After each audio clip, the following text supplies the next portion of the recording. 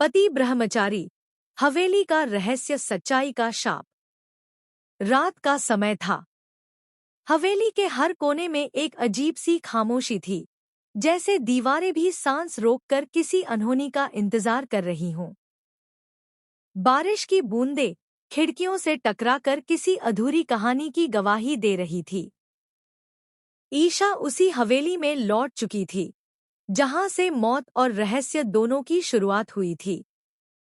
लेकिन इस बार हवेली ने उसे पहचानने से इनकार कर दिया था। सूरज, वही इंसान जिसने जान जोखिम में डालकर ईशा को बचाया था, अब उसी पर शक करने लगा था। उसका दिल मानने को तैयार नहीं था, लेकिन दिमाग बार बार वही शब्द दोहरा रहा था जो उस मरते हुए आदमी ने उसके कानों में कहे थे। सच्चाई अब शुरू हुई है, सूरज। जिस पर तू भरोसा करता है वही तेरे खिलाफ है। ये शब्द सूरज की रगों में आग की तरह दौड़ गए।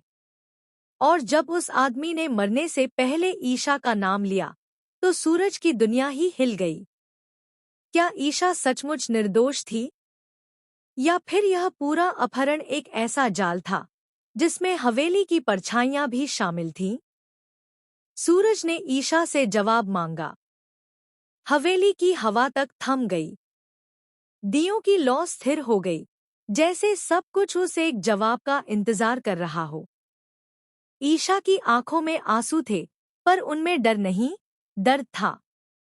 उसने धीमे से कहा, तुम सोच भी कैसे सकते हो सूरज, कि मैं झूठ बोल सकती हूँ? सूरज चुप था। उसके पास भावनाएं नहीं, सबूत थे।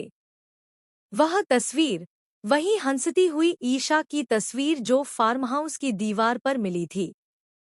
वही कमरा जहां वह कहती थी कि उसे कैद किया गया था। तस्वीर के पीछे सिर्फ एक लाइन लिखी थी, trust is the first sacrifice of love. भरोसा प्यार की पहली कुर्बानी है। यहीं से शुरू हुआ असली खेल। रात के सन्नाटे में अचानक हवेली की बिजली चली गई।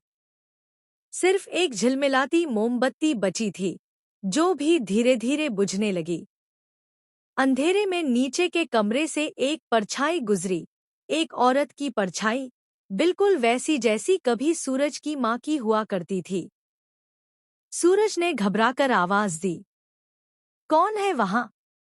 पर जवाब में सिर्फ सन्नाटा था।